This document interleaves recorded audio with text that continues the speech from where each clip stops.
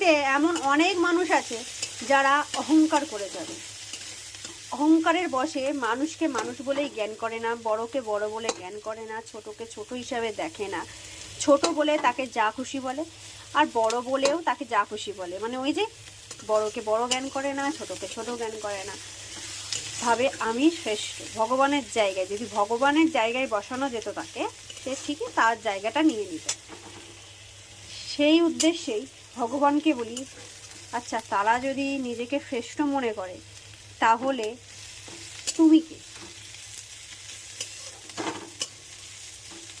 তাদের তো তুমি সেইভাবে দেখোই না, তাদের কিন্তু কোনো ক্ষতি হয় না। আর যদিও বা হয়, সেই ক্ষতিটা হয়তো আমরা চোখে দেখতে পাচ্ছি না, কিন্তু সেই ক্ষতিটা আমাদেরও দেখতে সুবিধা করে দাও, যাতে আমরাও দেখতে পাই তাদের ক্ষতিটা। অহংকারের বশে কি ক্ষতি হচ্ছে জানি। অহংকার হলে মানুষের পতন হবে, কিন্তু সেই পতনটা আমরা নিজের চোখে দেখতে চাই। সেই কিছু কিছু মানুষের পতনটা আমরা নিজের চোখে দেখতে চাই।